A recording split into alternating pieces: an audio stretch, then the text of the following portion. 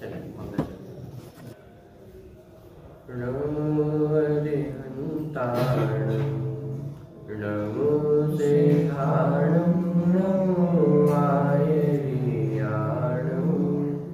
नमो वज्रायाणं नमो Lowe सर्वसाहुणं मंगलं भगवान् वीरो मंगलं गौतममुनि मंगलं कुन्दकुन्दादो जयन्तुस्तु मंगलं सर्वमङ्गलमाङ्गल्यं सर्वकल्याणकारकं प्रदानं सर्वधर्माणां जयनं जयतु शासनम् मोक्षमार्गस्य नेतारं वेतारं कर्मवन्द्यतां ज्ञातारं विश्वतत्त्वानां वन्दे तद्गुरुदत्तये।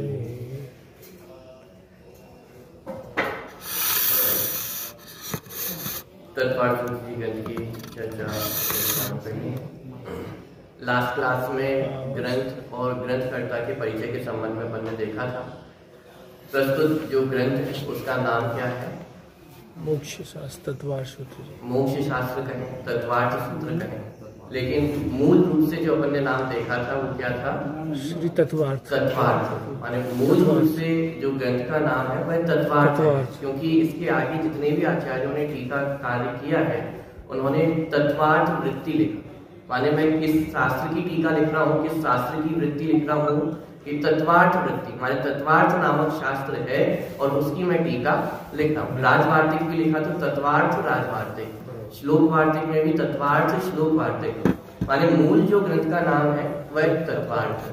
ठीक है, वो पूरी श्रृंखला अपन ने देखी थी। तत्वार्थ सूत्र कैसे हुआ, मोक्ष शास्त्र कैसे नाम हुआ, वो सारी चर्चा अपन लास्ट क्लास में करके आ गए, इसलिए मैं उसका विशेष नहीं चाहता हूँ। इसके अलावा ग्रंथकर्ता के संबंध में भी अपन ने देखा था कि इस ग्रंथ के कर्ता कौन है? आचार्य उमा स्वामी आज ये प्रसिद्ध है, लेकिन मूल रूप से देखा जाए तो उमा स्वामी नाम ये कहीं पर भी प्राप्त नहीं होता है। मूल रूप से जो नाम प्राप्त होता है तत्वार्थ ग्रंथ के कर्ता के रूप में वो कौन सा नाम है? उमा स्वाति। ठीक है, ये भी जो तत्वार्थ आदिगम भाष्य है माने जो श्वेतांबर मत में प्रचलित है उमा स्वामी आचार्य की टीका लिखी हुई माने तत्वार्थ ग्रंथ पे ही, लेकिन वो श्वेतांबर मत में प्रचलित तत्वार्थ आदिगम भाष्य उसमें उमा स्वाति नाम मिलता है। और उससे भी एक और जो कथन मिलता है वह मिलता है गृध्र पिच, माने तत्वार्थ ग्रंथ के कर्ता कौन है? गृध्र पिच आचार्य ऐसा उल्लेख प्राप्त होता है। ये तो फिर बाद की जो शिलालेख आदि हैं जो श्रवण बेलगुल आदि से प्राप्त हुए हैं उसमें फिर उमा स्वामी आदि नाम इस प्रकार के मिलते हैं, लेकिन मूल आचार्य परंपरा में देखा जाए, आगम में यदि देखा जाए तो जो नाम मिलता है वह गृध्र पिच मिलता है अथवा उमा स्वाति मिलता है। अब दोनों मिलकर के गृध्र पिच उमा स्वामी ऐसा नाम हो गया है, वो भी एक शोध खोज का विषय है, कब हुआ कैसे हुआ। लेकिन आज मूल रूप से हमें जो ग्रंथकर्ता के रूप में नाम ख्याल में है वह गृध्र पिच उमा स्वामी ऐसा हमें ख्याल में। ठीक है, इसके अलावा हमने ये भी देखा था कि ग्रंथ की उत्पत्ति कैसे हुई, ग्रंथ कैसे बना, तो हमने वो पूरी कथा देखी। कथा शिष्य की श्रद्धे, तो शिष्य बहुत माने निकट भव्य ऐसा शिष्य है, आत्महित की रुचि वाला है और वो आचार्य के पास जाता है इस भावना से कि मुझे सुख का उपाय मिलेगा, तो उसके समाधान स्वरूप इस ग्रंथ की रचना हुई। दूसरी कथा हमने देखी थी जब मुनिराज आहार के लिए गए तो उन्होंने लिखा हुआ देखा दर्शन ज्ञान चैत्राणी मोक्ष मार्ग, फिर उसमें उन्होंने करेक्शन किया, फिर वह व्यक्ति उनके पास गया, फिर वो पूरी शंका समाधान होते हुए ये ग्रंथ की रचना हुई। माने मूल रूप से इसमें इतना समझ में आता है कि इस ग्रंथ की रचना आत्महित की दृष्टि से की गई है, क्योंकि प्रारंभ ही कहाँ से किया है? मोक्ष मार्ग से प्रारंभ किया है। सम्यक दर्शन ज्ञान चैत्राणी मोक्ष मार्ग, माने पहली सूत्र से हमें ख्याल में आ जाता है कि इस ग्रंथ रचना का मूल प्रयोजन आत्महित ही है और कुछ भी नहीं है। तो इस तरह से जो ग्रंथ की उत्पत्ति है वो भी हमें ख्याल में आती है।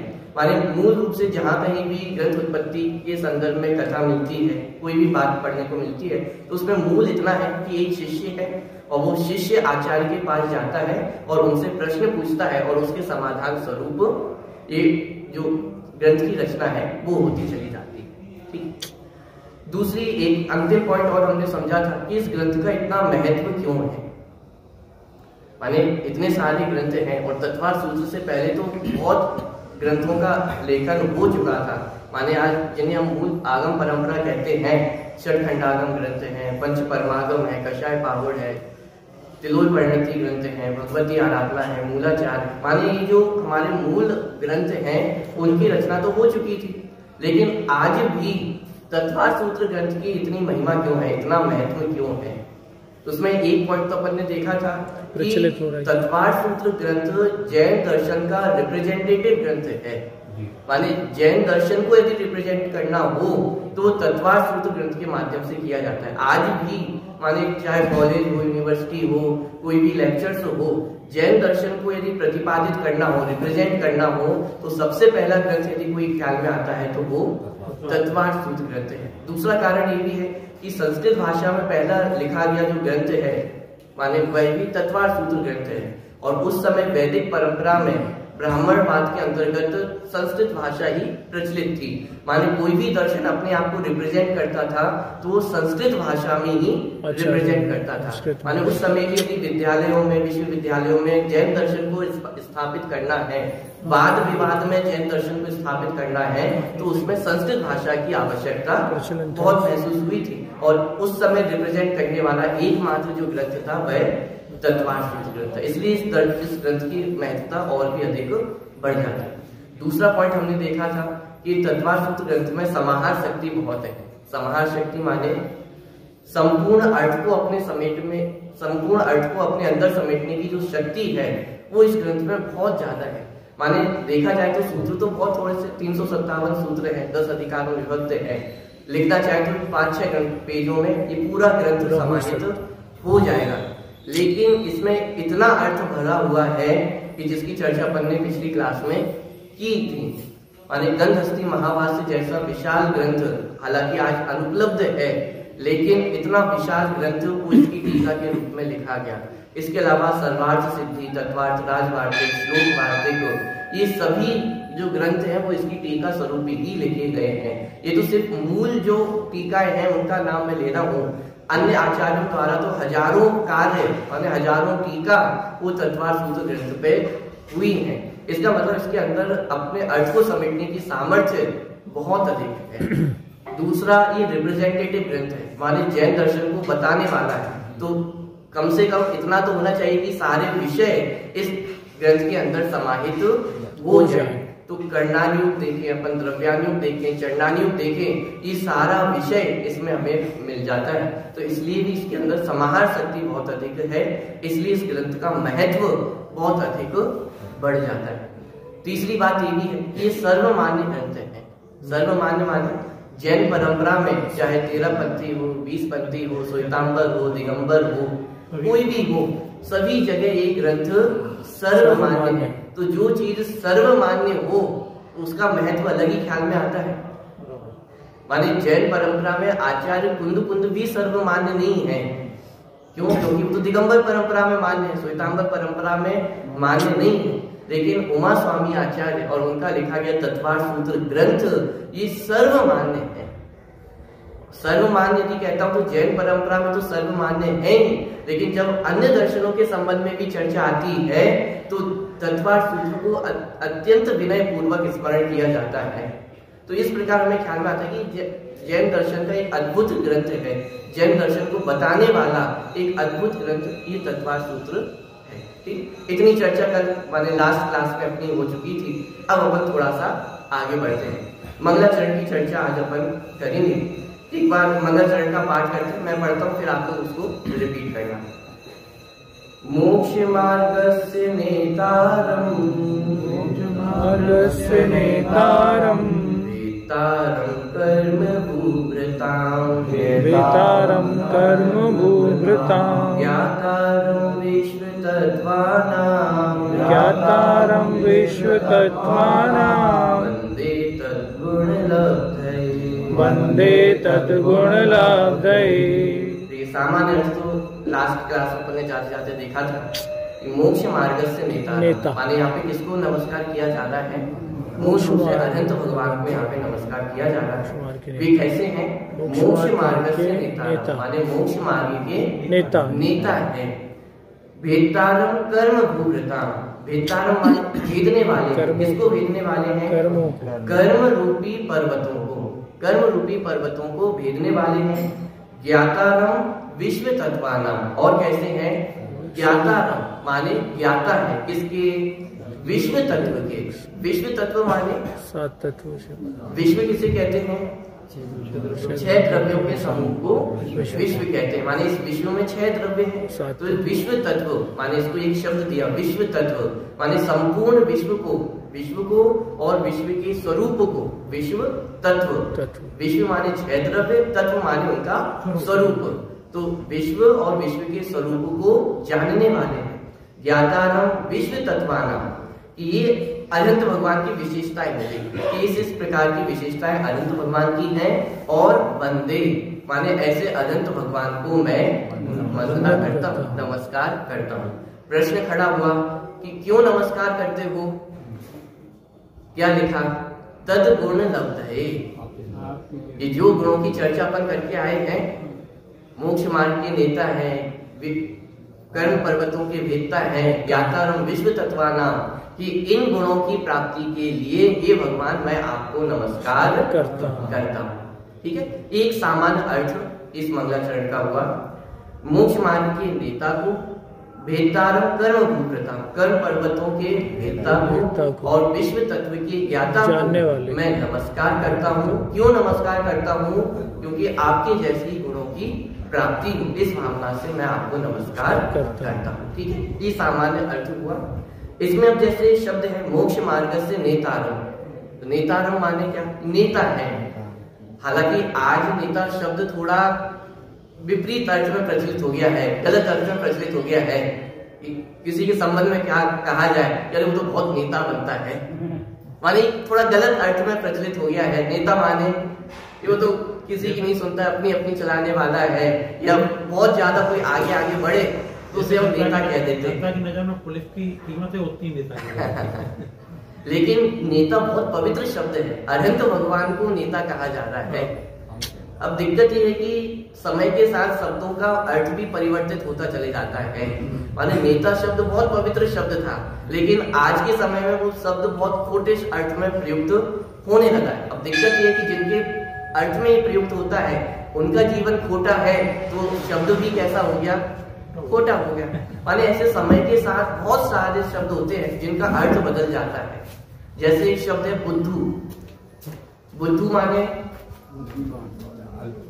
जो अल्पज्ञ है, कम जानता है, उसे बुद्धू कहते हैं। लेकिन पहले बुद्धू शब्द भी बहुत पवित्र था।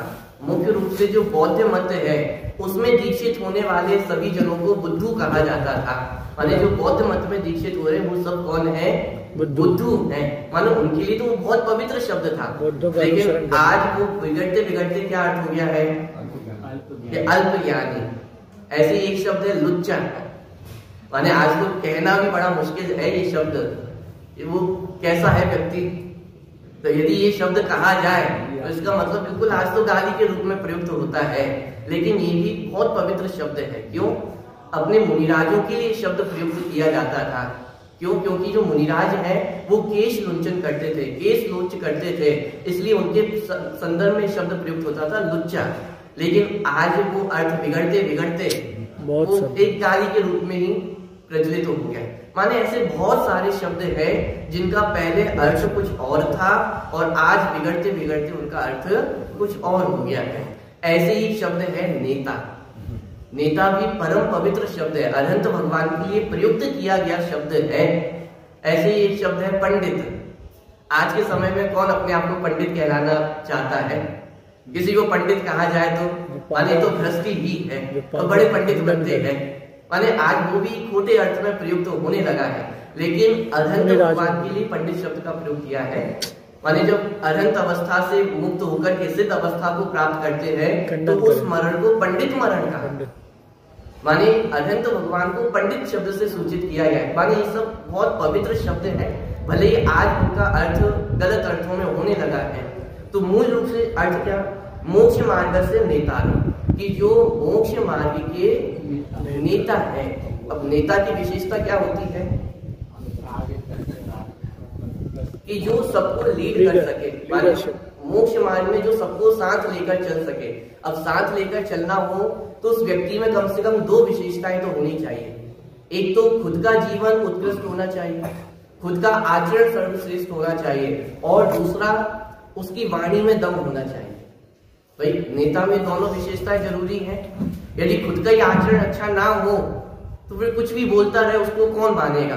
माने यदि कोई हम चाहते कि कोई हमें फॉलो करे तो इसके लिए स्वयं का जीवन भी उत्कृष्ट होना चाहिए। तो एक तो आचरण सर्वश्रेष्ठ हो, और मात्र आचरण सर्वश्रेष्ठ होने से भी काम नहीं चलेगा, क्योंकि नेता के लिए विशेषता आवश्यकता है कि उसकी वाणी में दम होना चाहिए, उसकी वाणी में प्रभाव होना चाहिए, तभी तो लोग उसके पीछे पीछे जाएंगे। सर्वश्रेष्ठ आचरण वाला साधक तो हो सकता है, मान सर्वश्रेष्ठ साधक हो सकता है, लेकिन नेता बनना हो, लीडर बनना हो तो वाणी में भी उतना प्रभाव आवश्यक है। और ये दोनों विशेषताएं ही हमारे अरिहंत भगवान में प्राप्त होती है। सर्वश्रेष्ठ आचरण है, सर्वश्रेष्ठ जीवन है, और उनकी वाणी में भी उतना ही दम है, वाणी भी उतनी ही प्रभावक है। माने इतने जीवों को इस मोक्ष मार्ग में जोड़ने वाले हैं। इसलिए जो अरिहंत भगवान जी भी कैसे हैं, मोक्ष मार्ग के नेता हैं। नेता है माने संपूर्ण साधक समाज को मोक्ष मार्ग में आगे लेकर के जाने वाले हैं। चौथे गुण स्थान से लेकर के 12वें गुण स्थान तक जितने जीव हैं वे सब मोक्ष मार्गी ही तो हैं। माने जिन्होंने मोक्ष के रास्ते में कदम रख दिया है, आगे बढ़ा दिया है, वे सब मोक्ष मार्गी हैं। और उनको लीड करने वाले कौन है, सबसे पंक्ति में आगे कौन खड़े हैं, अनंत भगवान 13वें 14वें गुण स्थान में माने सबसे आगे खड़े होकर मोक्ष मार्ग को प्रतिपादित कर रहे हैं। माने स्वयं उस मार्ग में चले हैं और सब लोगों को चलाने वाले हैं। इसलिए वे कैसे हैं, नेता है, मोक्ष मार्ग से नेता। और कैसे हैं, भेतारम कर्म भूभृताम। देखिए यहाँ पे भी निकम्मा शब्द ऐसा नहीं लिया, माने निष्कर्म है ऐसा नहीं कहा। क्यों, क्योंकि अनंत भगवान के भी 4 घातीय कर्मों का तो अभाव हुआ है, लेकिन 4 अघातीय कर्म अभी विद्यमान है। इसलिए यहाँ पे लिखा भेतारम कर्म भूभृताम, माने कर्म रूपी पर्वतों को भेदने वाले हैं। माने क्या कि वास्तव में तो जो मोक्ष मार्ग में बाधा उत्पन्न करने वाले पर्वत है वो तो 4 ही है। कौन से, ज्ञानावरण, दर्शनावरण, मोहिनी और अंतरा। ये जो 4 घातीय कर्म है ये मानो पर्वत के समान है। यदि जीव इन पर्वतों को भेद देता है तो साक्षात मुक्ति ही प्राप्त हो गई है। क्योंकि 13वें 14वें गुण स्थान में अनंत भगवान भी वीतरागी देव हम उन्हें कहते हैं, भगवान की संज्ञा उन्हें दी जाती है। इसका मतलब मुक्ति तो उन्हें 13वें 14वें गुण स्थान में ही प्राप्त हो गई है। तो मोक्ष में जो मूल रूप से बाधक है वो 4 कर्म है, ज्ञानावरण, दर्शनावरण, मोहिनी और अंतराय। तो इन 4 कर्म रूपी पर्वतों को जिन्होंने भेद किया है ऐसे अनंत भगवान है। तो भेदारम कर्म भूव्रताम, तो कर्म भूव्रताम के अंतर्गत 4 कर्मों को लेना है, ज्ञानावरण, दर्शनावरण, मोहिनी और अंतराय। क्योंकि बाकी के जो 4 अघातीय कर्म है वो अभी शेष है, विद्यमान है। तो कर्म भूव्रताम कहकर के 4 घातीय कर्मों को यहाँ पे लिया, और अनंत भगवान उन 4 घातीय कर्मों को भेदने वाले हैं, नाश करने वाले हैं। और कैसे हैं, ज्ञातारम विश्व तत्वानाम, इस समस्त विश्व तत्व को जानने वाले हैं। यानी नेता का लक्षण भी अपन कह सकते हैं कि ज्ञानी होते हैं, सबको जानने वाले, बलवान होते हैं, उनकी वाणी में प्रभाव होता है। ऐसे ज्ञातारम विश्व तत्वानाम, कि संपूर्ण विश्व तत्व को जानने वाले, जान पहचान है। ये इसलिए भी विशेषण दिया गया क्योंकि ऐसे अनंत भगवान द्वारा जो कहा गया वस्तु स्वरूप है, 7 तत्व है, उसको हम समझने वाले हैं। तो कोई प्रश्न खड़ा कर सकता है कि साहब जो जिन 7 तत्वों का आप वर्णन करने वाले हो उनकी गारंटी क्या है। बाजार में भी आप कोई भी चीज लेने जाते हो तो सबसे पहले पूछते हो गारंटी क्या है, क्या गारंटी है इस बात की। तो यहाँ पे तत्वार्थ सूत्र ग्रंथ में मंगलाचरण करते ही सबसे पहले गारंटी प्रस्तुत की कि ये जो माल परोसा जा रहा है, ये जो वस्तु स्वरूप प्रतिपादित किया जा रहा है, वो किसके द्वारा कथित है कि जो ज्ञातारम विश्व तत्वाना, कि जो संपूर्ण विश्व तत्व के ज्ञाता है, माने उनके द्वारा ये वस्तु स्वरूप प्रतिपादित किया गया है। इसलिए ये जो वस्तु स्वरूप है, इसमें आपको शंका करने की आवश्यकता नहीं है। ये एकदम 100% सर्टिफाइड वस्तु स्वरूप है। ज्ञातारम विश्व तत्वानाम, ये जो संपूर्ण विश्व तत्व के ज्ञाता है, और ऐसे अनंत भगवान को मैं वंदे माने नमस्कार वंदना करता हूँ। साहब क्यों वंदना करते हो? क्या प्रयोजन है आपका? क्यों अनंत भगवान को नमस्कार करने आए हो? सुख समृद्धि चाहिए, धन वैभव चाहिए, परिवार में शांति चाहिए, क्या प्रयोजन है? जगत में तो जितने भगवानों को नमस्कार किया जाता है, उसके पीछे कोई ना कोई लोभ होता है, कोई ना कोई भय होता है, आशीर्वाद, कोई ना कोई यश की चाह होती है। तो आप अनंत भगवान को क्यों नमस्कार करते हो? आप क्यों डेली जिन मंदिर में आते हैं, क्यों भगवान को नमस्कार कर रहे हैं? कि ऐसा एक अद्भुत मंगलाचरण है जिसमें किसी भी लौकिक सुख सुविधा की वांछा नहीं की गई। यदि कोई वांछा की भी गई तो क्या की? तद गुण लब्धे, कि जिन गुणों के कारण मैं आपको नमस्कार करता हूँ, उन्हीं गुणों की प्राप्ति मुझे हो, बस इसीलिए मैं आपको नमस्कार करता हूँ। इसलिए हम जब जैन दर्शन का प्रारंभ भी होता है, बच्चों को एक नारा याद कराया जाता है कि भक्त नहीं भगवान बनेंगे। माने एक तर्क प्रस्तुत किया जाता है कि भगवान बनने की बात करते हो, भक्त तो पहले अच्छे बन जाओ। यानी तर्क दिया जाता है कि साहब भगवान बनने की इतनी बड़ी बड़ी बातें करते हो और भक्त तो अच्छे बन जाओ पहले। तो मैं आपसे पूछता हूँ, सच्चा भक्त कौन है? कि अरे सच्चा भक्त वही है जिसको भगवान बनने की इच्छा है, जो भगवान का लक्ष्य रखता है, वही सच्चा भक्त है। अन्य कोई और भक्त नहीं हो सकता है। बात समझ में आ रही है? तो तद गुण लब्ध है, माने हे जिनेन भगवान, मैं आपको नमस्कार करता हूँ। क्यों नमस्कार करता हूँ? क्योंकि मुझे भी आपके जैसे ही गुणों की प्राप्ति हो, इसके अलावा और कोई इच्छा मुझे नहीं है, कि सिर्फ आपके गुणों की प्राप्ति करने के लिए मैं आपको नमस्कार करता हूँ। तो फिर वंदना करने से गुणों की प्राप्ति हो जाएगी। जिन भगवान को वंदना किया जाए, नमस्कार किया जाए, और मात्र इतना करने से जिन भगवान के गुणों की प्राप्ति हो जाएगी क्या? मार्ग पे चलना पड़ेगा कि साहब होगी, तभी तो लिख रहे हैं वंदे, कि वंदना करके मैं आपके गुणों की प्राप्ति करता हूँ। लेकिन वंदना शब्द का अर्थ क्या है? मात्र हाथ जोड़ना, शीश झुकाना, इसका नाम वंदना नहीं है। जैसे लौकिक में भी होता है, पैर छूने की परंपरा होती है। साहब पैर क्यों छूना? आचरण, क्योंकि जिनके अपन सामने झुकते हैं उनके गुणों की हमें प्राप्ति होती है। अपने बड़ों के सामने हम नतमस्तक होते हैं, अपने गुरु के सामने नतमस्तक होते हैं। क्यों? क्योंकि उनके सामने नतमस्तक होंगे तो उनके गुणों की प्राप्ति भी हमें होगी। इस भावना से हम झुकते हैं। ऐसे ही हम किसके समक्ष झुक रहे हैं? कि जिनेंद्र भगवान के सामने हम अपने मस्तक को झुका रहे हैं, तो किस भावना से? कि मुझे भी उनके गुणों की प्राप्ति हो। तो उनके गुणों की प्राप्ति होना माने वो एक अंतरंग भावना है, वह मात्र बाहर हाथ जोड़ना, शीश झुकाना तक सीमित नहीं है। उसका स्वरूप विशाल है। अंतरंग से ये भावना है, अंतरंग से उन गुणों का अनुराग है। वो सच्ची भक्ति जागृत हो रही है तो बाहर में भी अपने आप मस्तक झुकता ही है, अपने आप हाथ झुकते ही है।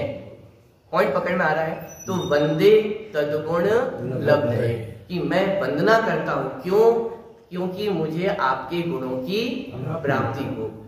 तत्वार्थ सूत्र के संबंध में एक प्रचलित माने श्लोक भी है। हालांकि वो तत्वार्थ सूत्र ग्रंथ का पार्ट नहीं है, लेकिन बहुत से संस्करणों में आपको वो श्लोक पढ़ने को मिल जाएगा, जिसका एक सिंपल सा अर्थ इतना है कि एक बार जो तत्वार्थ सूत्र ग्रंथ का पाठ करता है, उसे एक उपवास का फल मिलता है। कि क्या करना? कि तत्वार्थ सूत्र ग्रंथ क्यों पढ़ना? कि साहब एक बार यदि शुद्ध पाठ कर लिया तो उसका फल क्या है? कि एक उपवास का फल है। तो मैं आपसे पूछता हूँ, तत्वार्थ सूत्र ग्रंथ के पाठ करने का फल एक उपवास का है या नहीं? मिलेगा या नहीं मिलेगा फल? क्या आप लोग ऐसा थोड़ी ना होता है? अरे मिलता है, क्यों नहीं मिलता है? भावना भाई। तत्वार सूत्र ग्रंथ का शुद्ध पाठ किया जाए तो एक उपवास का फल, तो बहुत छोटी बात कह रहे हो आप एक उपवास में ही खुश हो गए हो, जबकि उपवास को तो बहिरंग तप कहा है। और स्वाध्याय माने शुद्ध पाठ करना, आमनाय नाम का स्वाध्याय का अंग है, ये शुद्ध पाठ करना ये तो अंतरंग तप है।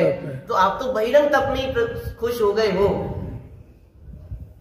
विद्यानंदी स्वामी ने अथवा वीरसेन स्वामी का माने कोट है इसके संदर्भ में कि तत्वार सूत्र ग्रंथ का एक बार यदि शुद्ध पाठ किया जाए तो उसका फल गुण श्रेणी नेजरा है।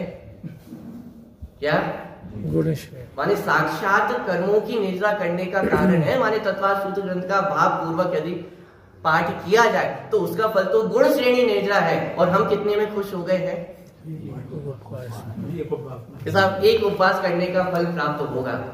अरे ये तो एक माने जैसे बच्चों को लालच दिया जाता है, लॉलीपॉप पकड़ा दिया जाए तो खुश हो जाते हैं।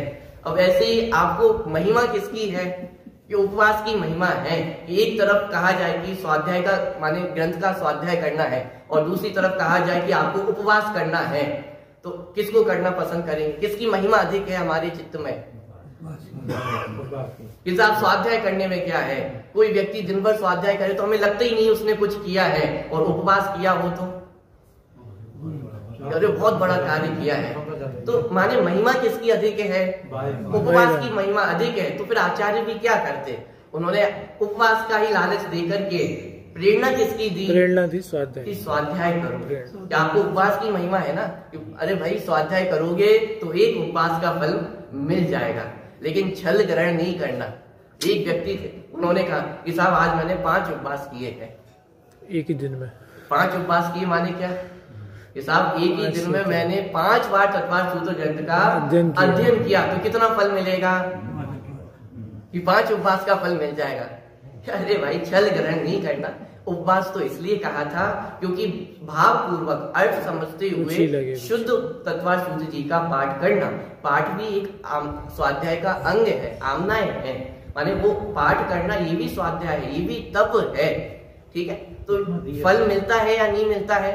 बिल्कुल मिलता है। आचार्य तो यहाँ तक कहते हैं कि गुण श्रेणी नेजरा होती है, लेकिन शर्त इतनी है कि उसके अर्थ को समझते हुए शुद्धि पूर्वक उस तत्वार सूत्र का पाठ हमें करना चाहिए। और किस भावना पूर्वक?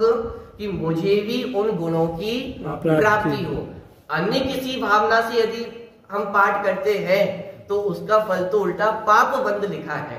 माने अन्य लौकिक सुख सुविधाओं की इच्छा से यदि ये सारे कार्य किए जाए तो वो तो पाप बंद का कारण है। तो इस प्रकार जो मंगलाचरण के संबंध में भ्रांतियां है उसको भी आप दूर करें। ठीक है, तो सामान्य अर्थ ख्याल में आ गया। मोक्ष मार्ग के नेता को, कर्म पर्वतों के भेदता को और विश्व तत्व के ज्ञाता को मैं नमस्कार करता हूँ। क्यों नमस्कार करता हूँ?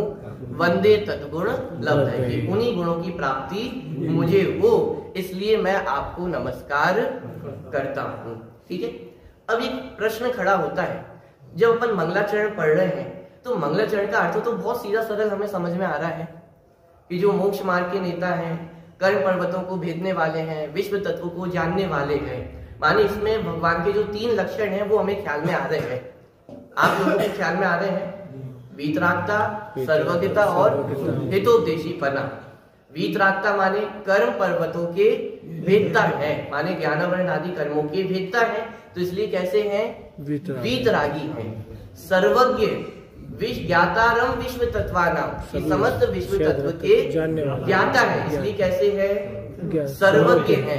और मोक्ष मार्ग से नेतारम, की मोक्ष मार्ग के नेता है, इसलिए कैसे हैं? हितोपदेशी है। हितोपदेशी है इसलिए मार्ग प्रणेता है, मार्ग को दिखाने वाले, इसलिए हितोपदेशी।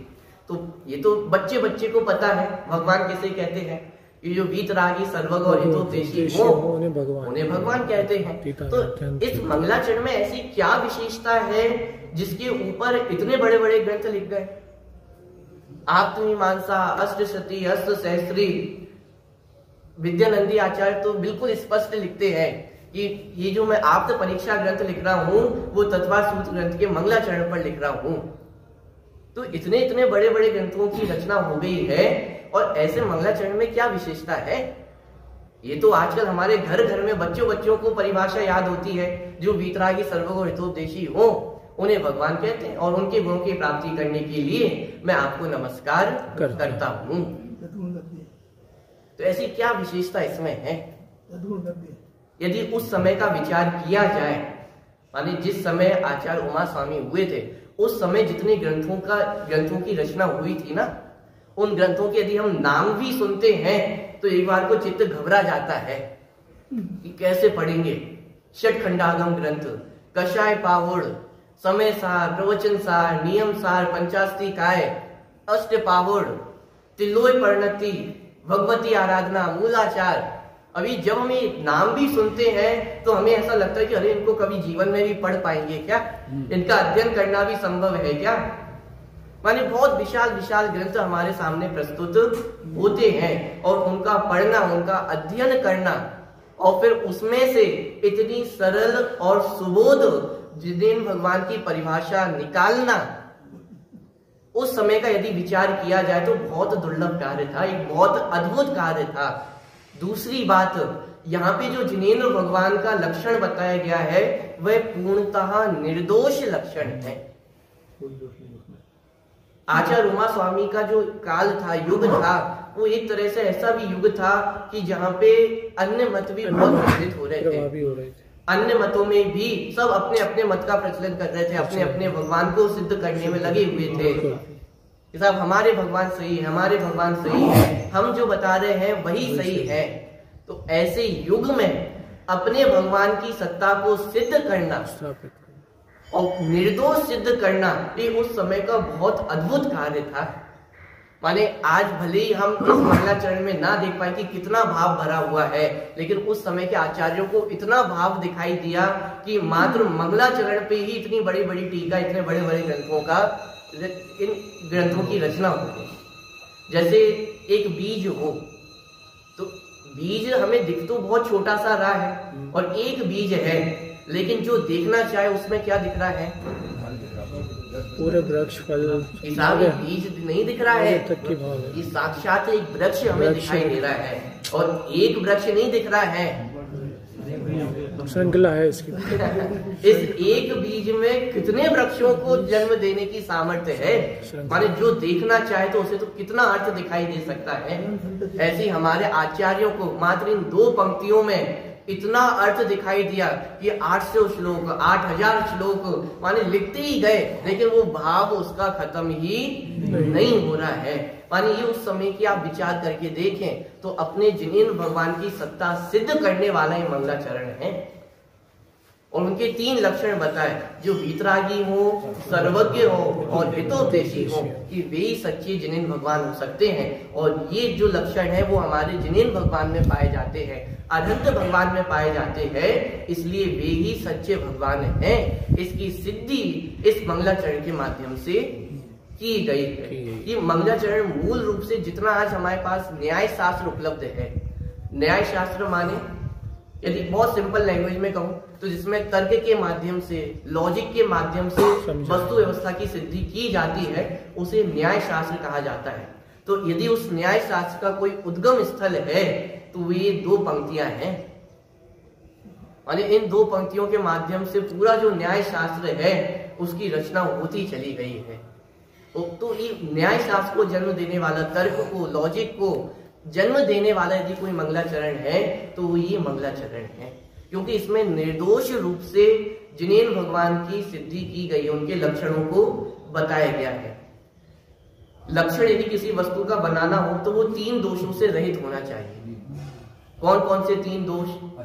अव्याप्ति, अतिव्याप्ति और असंभव। 3 दोष है। माने किसी वस्तु का लक्षण बनाना हो तो उसमें 3 दोष नहीं होने चाहिए। कौन कौन से? अव्याप्ति, अतिव्याप्ति और असंभव। यदि ये दोष पाए जाते हैं तो सच्चा लक्षण नहीं बन सकता। जैसे एग्जाम्पल के लिए, जीव किसे कहते हैं? कि जो जिसमें राग द्वेष पाया जाता है उसे जीव कहते हैं। अभी लक्षण कैसा है? असंभव। ये लक्षण सही नहीं है। क्यों? क्योंकि ये सभी जीवों में नहीं पाया जाता है। भाई राग द्वेष संसारी जीवों में तो पाए जाते हैं, लेकिन अनंत और सिद्ध भगवान में राग द्वेष नहीं पाए जाते। तो ये लक्षण कैसा है? सच्चा लक्षण नहीं है। हाँ, जीव का स्वरूप यदि द्रव्य दृष्टि से देखा जाए तो राग द्वेष से रहित है। राग द्वेष से रहित होना ही जीव का स्वरूप तो हो सकता है, लेकिन उसका लक्षण माने जिससे पहचान की जा सके, तो ये जीव का सच्चा लक्षण नहीं हो सकता। क्यों? क्योंकि इसमें कमी है। ये अव्याप्ति दोष से दूषित है। अव्याप्ति माने क्या? जैसे आपको यहाँ पे 3 सर्कल दिखाई दे रहे हैं। अब 3 सर्कल में कुछ अंतर है। पहला जो सर्कल हमें दिखाई दे रहा है उसमें जो कलर है वो पूरे सर्कल में नहीं है। आपको दिखाई दे रहा है, दूर तक दिखाई दे रहा हो, अरे वो जो बीच में कलर दिखाई दे रहा है भरा हुआ, वो पूरा भरा हुआ नहीं है। ये कहलाता है अव्याप्ति दोष। माने हमने एक लक्ष्य टारगेट फिक्स किया और उसको समझाना है, लेकिन यदि वो पूरे टारगेट में यदि उसका अर्थ ख्याल में ना आए तो वो अव्याप्ति दोष से दूषित है। माने हमारा लक्ष्य है जीव को समझाना और लक्षण क्या बनाया? राग द्वेष, तो वो पूरे जीव को कवर नहीं कर रहा है। अनंत और सिद्ध भगवान उसमें छूट जाते हैं। केवल ज्ञान को लक्षण बनाया जाए तो भी जीव छूट जाएंगे। अनंत सिद्ध भगवान तो आ जाएंगे, लेकिन बाकी के सारे संसारी जीव रह जाएंगे। माने ये जो सारे लक्षण हैं वे कैसे हैं?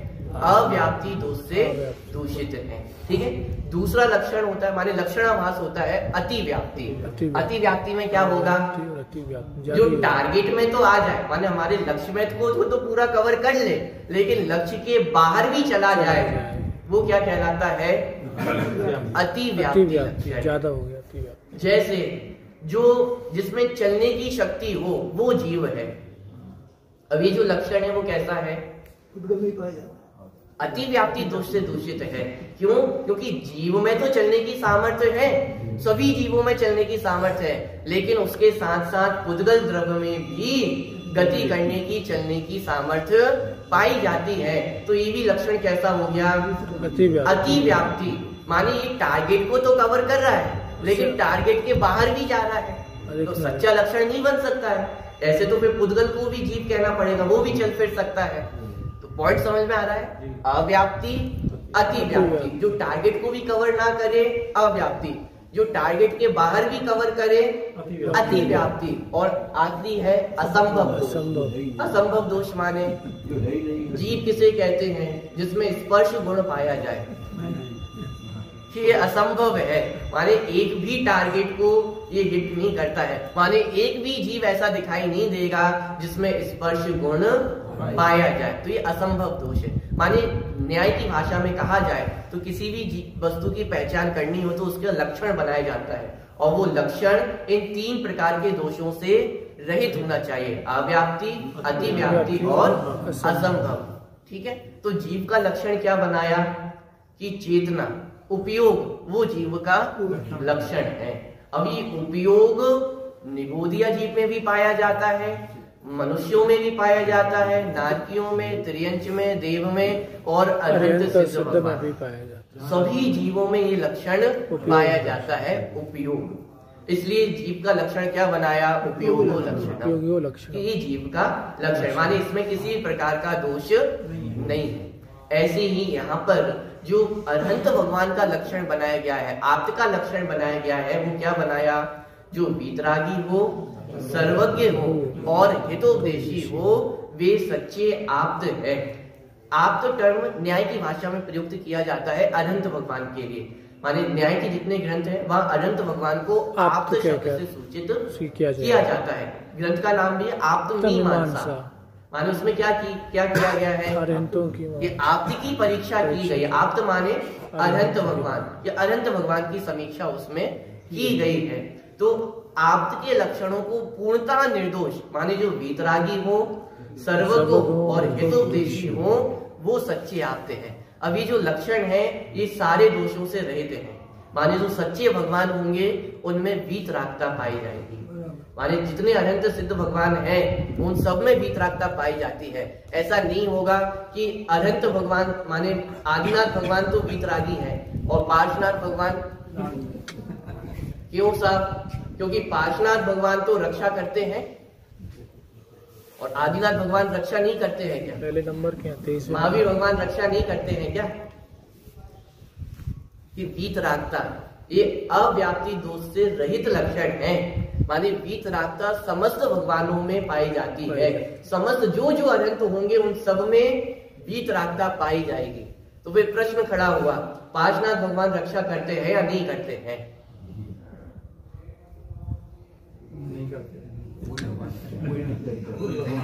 अरे नहीं करते तो फिर उनके पास क्यों आना? जो रक्षा करते हैं वो कि घबराना नहीं, पांचनाथ भगवान रक्षा करते हैं। अरे पांचनाथ भगवान सभी क्या? करते हैं, सभी जिस अर्थ में हम ये कह रहे हैं कि पांचनाथ भगवान रक्षा करते हैं, उस अर्थ में महावीर भगवान भी रक्षा करते हैं, आदिनाथ भगवान भी रक्षा करते हैं। अरे 24 तीर्थंकर रक्षा करते हैं। आपको एक पांचनाथ भगवान के प्रति विशेष मोह क्यों है? यदि रक्षा करने की बात है तो रक्षा करने की सामर्थ्य तो 24 तीर्थंकरों में है, अकेले पांचनाथ भगवान में हो ऐसा नहीं। क्यों? क्योंकि मोक्ष मार्ग को प्रतिपादन करना ये रक्षा ही तो है। अनंत भव से बचाने की ताकत जिनेन्द्र भगवान के उपदेश में है, तो ये हमारी रक्षा ही तो कर रहे हैं। ये संसार सागर में डूबने से बचाने के कार्य ये अनंत भगवान ने तो हमें किया है। तो यदि इस अर्थ में आप रक्षा करना कहते हो तो अकेले पांचनाथ स्वामी नहीं, 24 ही तीर्थंकर हमारी रक्षा करते हैं। और जब ये कहा जाता है कि पांचनाथ स्वामी क्या 24 तीर्थंकर हमारी रक्षा नहीं कर सकते हैं, तो उसका अर्थ ये है कि एक द्रव्य दूसरे द्रव्य का कर्ता नहीं है। मोक्ष मार्ग में आगे बढ़ना है तो स्वयं को ही बढ़ना होगा। पांचनाथ स्वामी आकर के आपको मोक्ष में ले जाए ये संभव नहीं है। इस अर्थ में देखा जाए तो 24 तीर्थंकर हमारी रक्षा करने में समर्थ नहीं है। और ये जैन दर्शन का निकांत है, घबराने की आवश्यकता नहीं है। रक्षा करते हैं तो 24 करते हैं, और यदि रक्षा नहीं करते हैं 24 ही नहीं कर सकते हैं। एक भी नहीं। ये वीतरागता है। माने हमारे जिनेन्द्र भगवान भी वीतरागी हैं, और उनके भक्त भी कैसे होने चाहिए? वीतरागी होने चाहिए। चलिए, तो उनका लक्षण कैसा है? वीतरागता। माने ये लक्षण ऐसा है जो अव्याप्ति दोष से दूषित नहीं है, अति व्याप्ति दोष से दूषित नहीं है, और असंभव तो है ही। जिनेन्द्र भगवान में वीतरागता पाई जाती है। दूसरा सर्वज्ञता।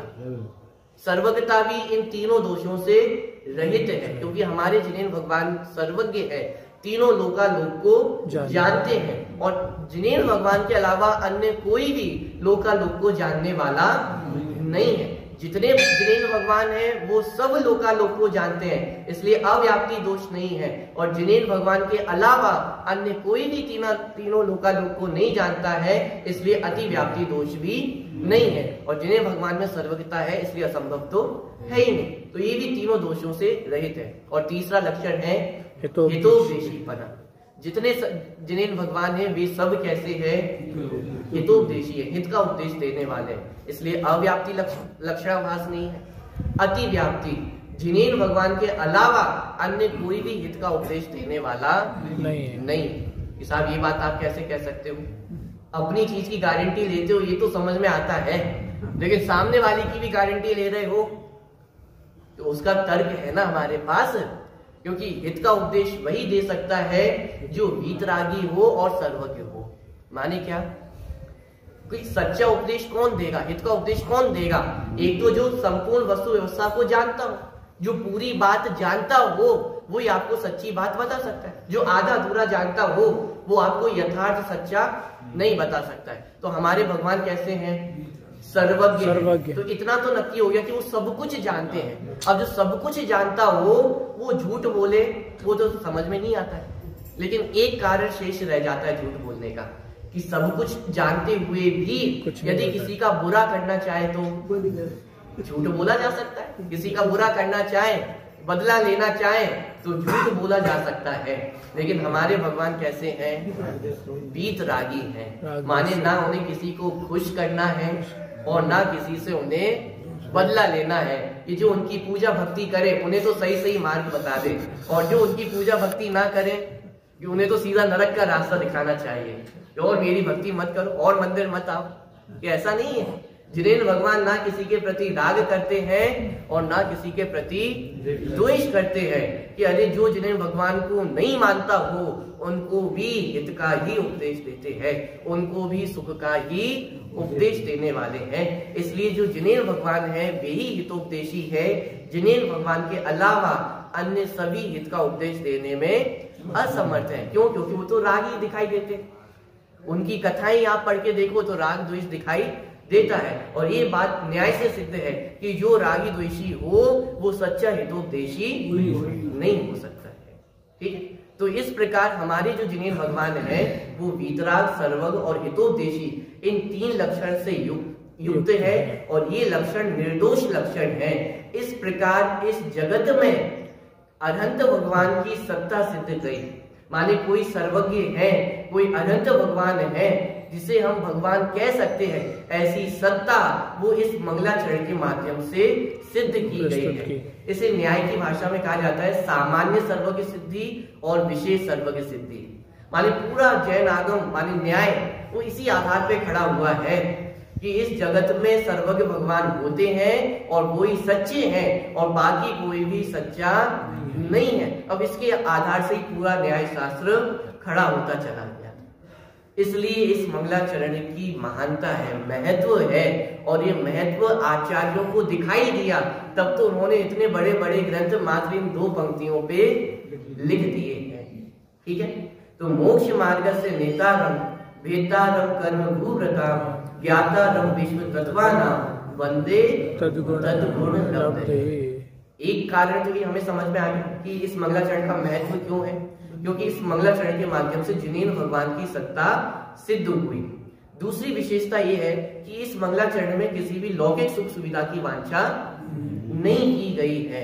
मात्र एक निश्चल जो प्रयोजन है वो ये है कि हमें भी आपके जैसे गुण की प्राप्ति हो, इसलिए मैं ये आपको नमस्कार कर रहा हूँ। इसलिए भी इस मंगलाचरण का महत्व है। ये बात रह गई, या किसी के भय से झूठ बोला जाता। हाँ, किसी के भय से हो, लालच से हो, यश का लोभ हो, माने ये सब झूठ बोलने के कारण है और हमारे भगवान में ये सारे कारण दिखाई नहीं देते। इसलिए वे वीतरागी, सर्वज्ञ और हितोपदेशी है। ठीक है, ये मंगलाचरण का अपना अर्थ हुआ।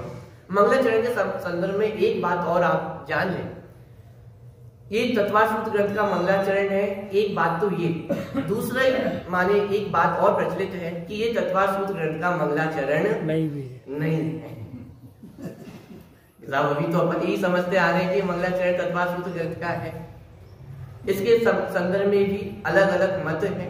माने जितना मत ये पावरफुल है कि ये तत्वार्थ सूत्र ग्रंथ का मंगलाचरण है, उतना ही मत ये भी पावरफुल है कि ये मंगलाचरण तत्वार्थ सूत्र ग्रंथ का नहीं है। क्यों?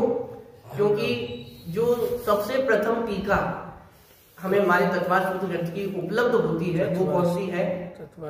सर्वार्थ सिद्धि। माने सर्वार्थ सिद्धि जो पूज्यपाद स्वामी द्वारा रचित ग्रंथ माने टीका है, माने तत्वार्थ सूत्र की पहली उपलब्ध टीका वो सर्वार्थ सिद्धि है। और उस सर्वार्थ सिद्धि में मंगलाचरण तो लिया, माने मोक्ष मार्ग से नेतारम, ये मंगलाचरण तो लिया, लेकिन उस मंगलाचरण की कोई व्याख्या नहीं की। पॉइंट पकड़ में आ रहा है? माने सर्वार्थ सिद्धि के प्रारंभ में मंगलाचरण है, लेकिन मंगलाचरण लिखने के बाद उसकी कोई व्याख्या नहीं की है। जबकि जितने टीका ग्रंथ होते हैं, जब जब वो व्याख्या करना प्रारंभ करते हैं तो साथ में मंगलाचरण की भी व्याख्या करते हैं, लेकिन सर्वार्थ सिद्धि में मंगलाचरण की कोई व्याख्या नहीं की। दूसरी, उसके आगे जो अगले टीकाकार हुए वो अकलंक देव हुए, उन्होंने राजवार्तिक ग्रंथ लिखा। राजवार्तिक ग्रंथ में भी इस मंगलाचरण की कोई व्याख्या नहीं की गई है। माने 2 बड़े आचार्य हुए और दोनों ही आचार्यों ने इस मंगलाचरण की कोई व्याख्या प्रस्तुत नहीं की। इसके बाद तीसरे जो आचार्य हुए वो विद्यानंदी स्वामी हुए।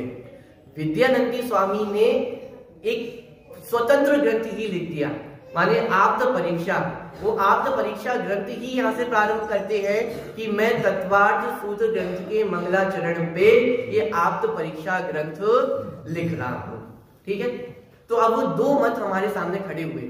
ऐसा भी कहा जा सकता है कि अकलंक देव तक ये जो मंगलाचरण है वो तत्वार्थ सूत्र ग्रंथ का था, ऐसी मान्यता नहीं थी और विद्यानंदी स्वामी के बाद ये मान्यता प्राप्त हुई कि ये जो मंगलाचरण है वो तत्वार सूत्र ग्रंथ का है। दूसरी बात, ये जो सर्वप्रथम मंगलाचरण हमें प्राप्त होता है वो पूज्यपाद स्वामी के सर्वार्थ सिद्धि ग्रंथ में प्राप्त होता है। तो एक आशय ये भी हो सकता है कि ये जो मूल रूप से मंगलाचरण है वह सर्वार्थ सिद्धि द्वारा लिखित माने सर्वार्थ सिद्धि ग्रंथ के रचनाकार जो पूज्यपाद स्वामी है उनका मंगलाचरण है, क्योंकि सर्वप्रथम उन्होंने ही अपने ग्रंथ में टीका में इस मंगलाचरण का प्रयोग किया और फिर उसके आगे के आचार्यों ने इसका प्रयोग किया है। तो इससे एक बात समझ में आती है कि हो सकता है कि ये जो मंगलाचरण है वो पूज्यपाद स्वामी द्वारा लिखा गया हो। दूसरा कारण ये भी है कि जब टीकाकार होते हैं तो पहले अपना मंगलाचरण लिखते हैं और फिर जो ग्रंथ का मंगलाचरण है उसकी व्याख्या करते हैं। जैसे षटखंडागम ग्रंथ है तो षटखंडागम ग्रंथ का मंगलाचरण क्या है? रमोकार मंत्र। रमोकार मंत्र है। लेकिन जब वीरसेन स्वामी ने अपने धवला आदि टीका ग्रंथों में व्याख्या करना प्रारंभ किया तो सबसे पहले रमोकार मंत्र की व्याख्या नहीं की, पहले उन्होंने अपना मंगलाचरण लिखा और अपने मंगलाचरण का अर्थ खोला और उसके बाद जाकर के फिर रमोकार मंत्र की व्याख्या की। माने इससे हमें ख्याल में आता है कि टीकाकार पहले अपना मंगलाचरण लिखते हैं, उसकी व्याख्या करते हैं और फिर रमो माने बाद के जो ग्रंथ का मंगलाचरण है वो माने ग्रंथ की व्याख्या करते हैं। इस पद्धति को भी देखा जाए तो सर्वार्थ सिद्धि ग्रंथ में पूज्यपाद स्वामी ने मंगलाचरण के रूप में इस मंगलाचरण माने अनुष्टुप छंद को लिखा और उसके बाद डायरेक्ट उन्होंने सूत्रों की व्याख्या करना प्रारंभ कर दिया। तो इससे एक आशय स्पष्ट होता है कि जो मूल रूप से मंगलाचरण है वो पूज्यपाद स्वामी का होना चाहिए। ठीक है, एक तो ये मत हुआ और दूसरा मत, चूंकि विद्यानंदी स्वामी ने तो बिल्कुल स्पष्ट अपने ग्रंथ में लिखा कि मैं तत्वार सूत्र ग्रंथ के मंगलाचरण पे ये आप्त परीक्षा ग्रंथ लिख रहा हूं, तो ये भी बहुत मजबूत प्रमाण है कि ये जो ग्रंथ मंगलाचरण है वो मूल रूप से तत्वार सूत्र ग्रंथ का होना चाहिए। अब ये भी शोध खोज का ही विषय है कि ये मंगलाचरण है किसका, उमा स्वामी का है कि पूज्यपाद स्वामी का है। खैर, मंगलाचरण किसी का भी हो, चाहे उमा स्वामी आचार्य ने लिखा हो चाहे पूज्यपाद स्वामी ने लिखा हो, लेकिन ये मंगलाचरण बहुत परम पवित्र है और जिनेन्द्र भगवान के स्वरूपों को स्पष्ट करने वाला है, दर्शाने वाला है। इसलिए उसकी महिमा में कोई कमी नहीं है, उसकी पूज्यता में, उसकी पवित्रता में कोई कमी नहीं है। उमा स्वामी भी दिगंबर आचार्य हुए हैं और सर्वमान आचार्य हुए हैं और पूज्यपाद स्वामी भी सर्वमान आचार्य है।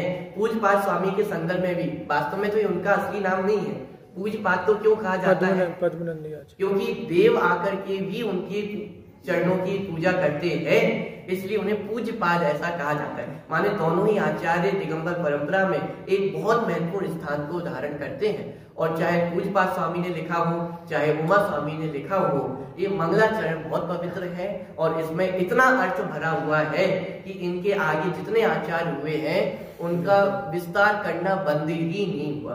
माने 2 लाइन पे कितना अर्थ लिखा जा सकता है, कितना विस्तार कर सकते हैं हम।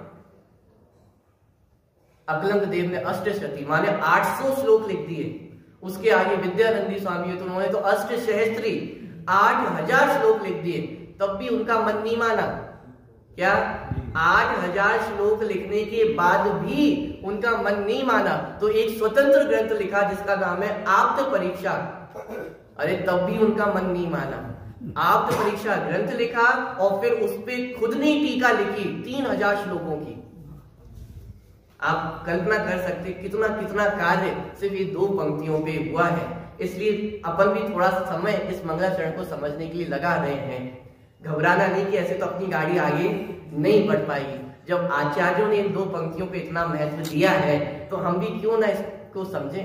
क्या ऐसा रहस्य इसमें भरा हुआ है, इसमें पूरे न्याय शास्त्र का रहस्य भरा हुआ है। जिनेन्द्र भगवान की सिद्धि की गई है उस काल में जहां पे सब एक दूसरे का खंडन करने में लगे हुए थे और वहां पे डंके की चोट पे सिद्धि करने वाला कि एक ही जिनेन्द्र भगवान है, एक ही आप्त है और वो आप्त वीतरागी सर्वज्ञ हितोपदेशी होते हैं और वो अनंत भगवान ही है। ऐसी डंके की चोट पे सिद्धि करने वाला मंगलाचरण वो ये है। मोक्ष मार्गस्य नेतारम वेतारम कर्म भूव्रताम ज्ञातारम विश्व तत्वानाम वंदे तद्गुण लब्धे। कि ऐसे उन जिन्हें भगवान के गुणों की प्राप्ति करने के लिए मैं आपको नमस्कार वंदना करता हूँ। ठीक है, तो ये पूरी अपनी मंगलाचरण की व्याख्या अपनी पूरी हुई है। तो मंगलाचरण का अर्थ अपन ने देखा और मंगलाचरण वास्तव में तत्वार्थ सूत्र ग्रंथ का है या नहीं है, तो दोनों ही प्रमाण हमें प्राप्त होते हैं।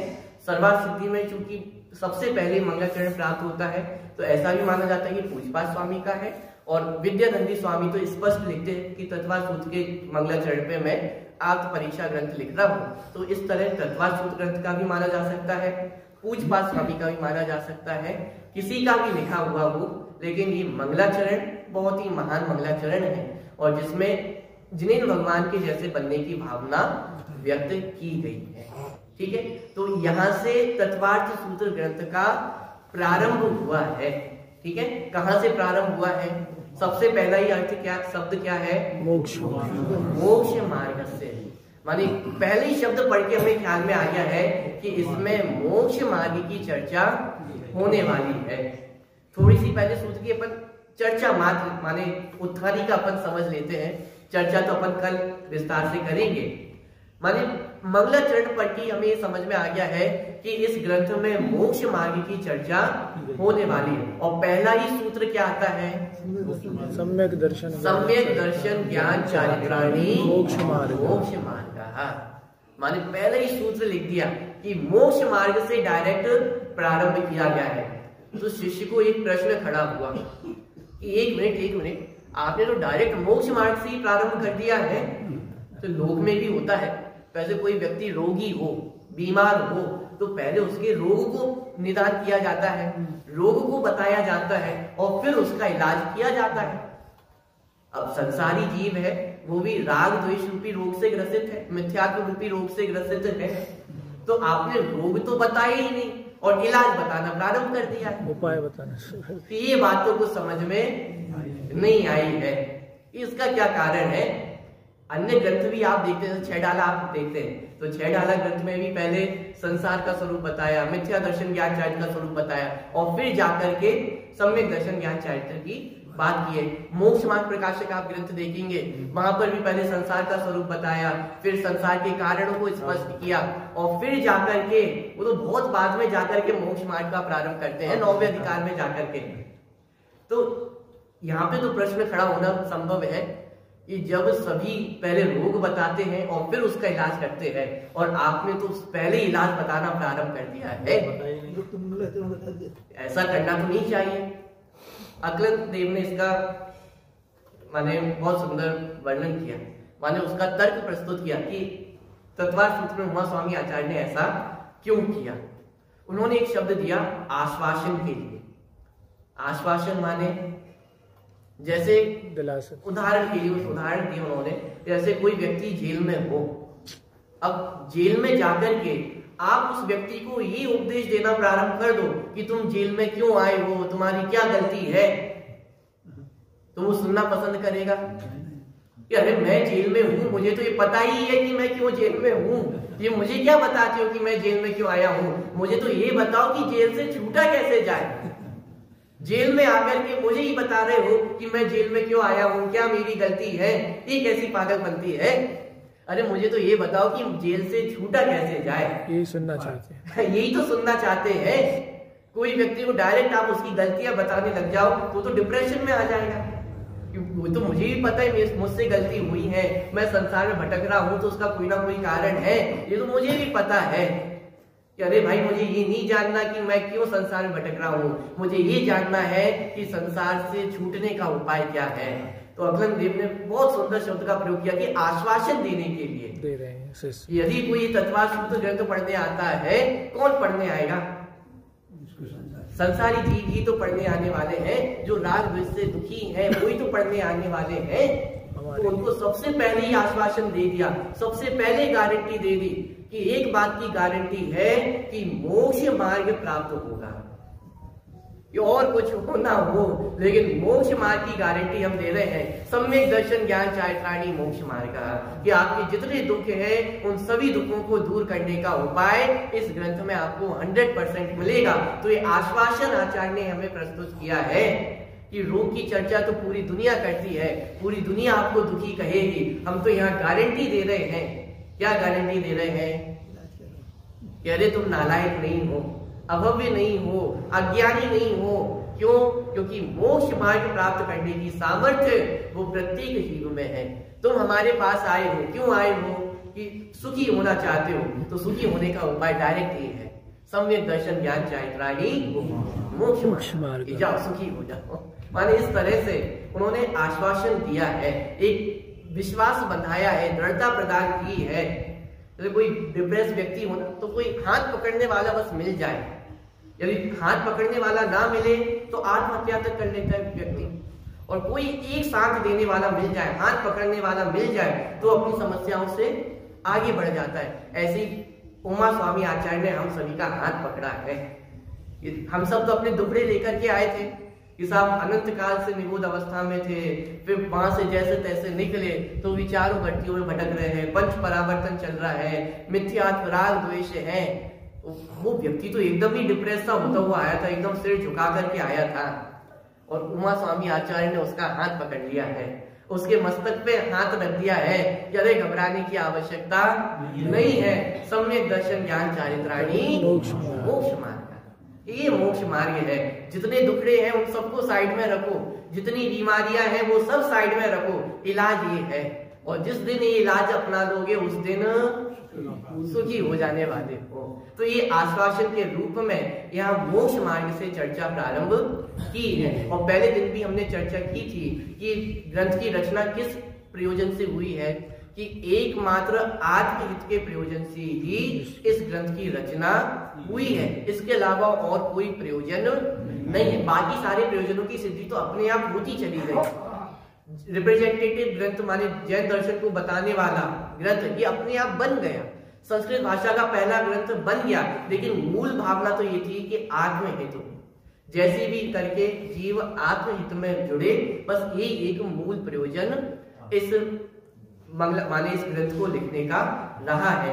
तो एक प्रकार से उत्थानी का अपन ने देखी है कि ग्रंथ का प्रारंभ कहां से हुआ, कि आश्वासन के साथ प्रारंभ हुआ है कि मैं आश्वस्त करता हूं कि इस दुनिया में मोक्ष है और मोक्ष मार्ग की सत्ता है और मोक्ष मार्ग पे हम और आप चल सकते हैं। इतना आश्वासन आचार्य ने दिया और फिर कहा कि सम्यक दर्शन ज्ञान चारित्राणी मोक्ष मार्ग। स्वरूप स्पष्ट कर दे कि मोक्ष मार्ग क्या है, कि सम्यक दर्शन ज्ञान चारित्र की एकता का नाम मोक्ष मार्ग है। यदि सामान्य अर्थ देखा जाए तो वो तो बहुत सरल है, सम्यक दर्शन ज्ञान चारित्र की एकता का नाम मोक्ष मार्ग है, लेकिन इसमें भी बहुत अर्थ भरा हुआ है। सूत्र कहते ही इसे है कि जो अल्प अक्षर हो लेकिन भाव बहुत अधिक भरा हो। तो अब उसमें क्या भाव भरा हुआ है, क्या अर्थ छुपा हुआ है, उसकी चर्चा अपन कल क्लास में करेंगे। शुद्ध स्वरूपी अविनाशी में आत्म स्वरूप, सदानंदी शुद्ध स्वरूपी अविनाशी में आत्म स्वरूप, सदानंदी शुद्ध स्वरूपी अविनाशी में आत्म स्वरूप। नंबर 58 पेज नंबर 57 कभी निकाल लें, नंबर 58। शरण कोई नहीं जग में शरण बस है जिनागम का, जुटाओ काज आत्म का, तो शरणा लो जिनागम का।